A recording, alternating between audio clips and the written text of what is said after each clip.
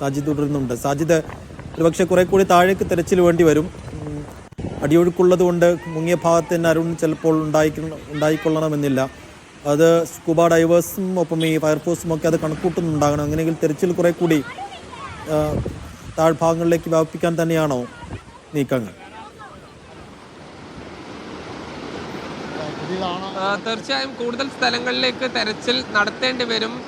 ഇപ്പോൾ ഈ പുഴയുടെ ഈ പാലത്തിന് കുറച്ച് അപ്പുറത്തേക്ക് കൂടി തിരച്ചിൽ വ്യാപിപ്പിച്ചിട്ടുണ്ട്. അത് ഇതിപ്പോ ചേട്ടൻ ഈ ഭാഗത്തുള്ള ആളല്ലേ, ഈ പ്രദേശത്തുകാരനല്ലേ?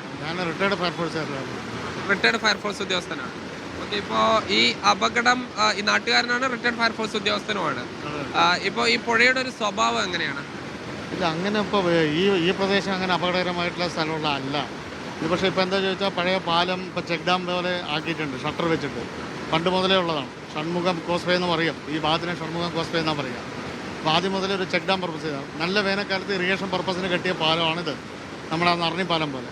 അതിൽ ഈ ഷട്ടർ ഇട്ടതിൻ്റെ അവിടെ കുടുങ്ങിയതിൻ്റെ കൺഫ്യൂഷനാണ്. ഒഴുകി പോയിട്ടുണ്ടോ ഇല്ലയോ എന്നുള്ള അറിയാനുള്ള പ്രശ്നമാണ്. ഭയങ്കര താഴ്ചയുള്ള സ്ഥലമൊന്നുമല്ല.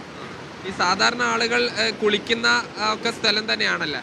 സൈഡിലൊക്കെ നിന്ന് കുളിക്കുന്നതാണ്, ഈ പ്രദേശത്തൊക്കെ നിന്ന് കുളിക്കുന്ന സ്ഥലമാണ്. ഇപ്പോൾ കുറച്ച് വെള്ളം കയറിയിട്ടുണ്ട്.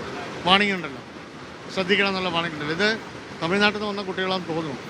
അപ്പോൾ അവർ ഈ കോസ്വേക്ക് താഴ്ഭാഗത്തേക്ക് ഉള്ള ഗ്യാപ്പിലേക്ക് കയറിയതാണല്ലേ? അതിൽ കയറി കുടുങ്ങി കിടക്കുന്നുണ്ടോ എന്നുള്ളതായിരുന്നു സ്കൂബ ടീമിൻ്റെ ഡൗട്ട്. അതാണ് സ്വാഭാവികമായിട്ട് ഇപ്പോൾ എത്ര നേരം ചെക്ക് ചെയ്തതാണ് അവർ. റോപ്പ് അടിയിൽ കൂടെ റോപ്പ് ഇട്ട് ചെക്ക് ചെയ്ത് നോക്കി. ഒരാളെ ആ ഷട്ടറിൻ്റെ അവിടെ തന്നെയാണ് കിട്ടിയിരിക്കുന്നത്.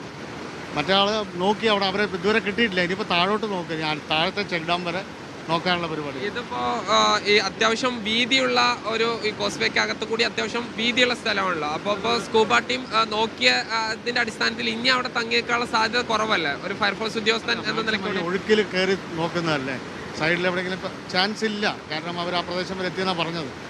ഞാൻ കയറിയിട്ടില്ല. സ്കൂബ ടീമിൻ്റെ ആൾക്കാർ പറഞ്ഞാൽ അവിടെ വരെ എത്തി നോക്കി സാറേ ഇല്ല എന്നാണ് പറഞ്ഞത്.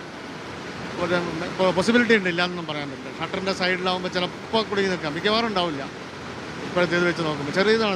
ഇതാണ് ഒരു ഷട്ടറിൻ്റെ വീതി. ഈ ഇതാണ്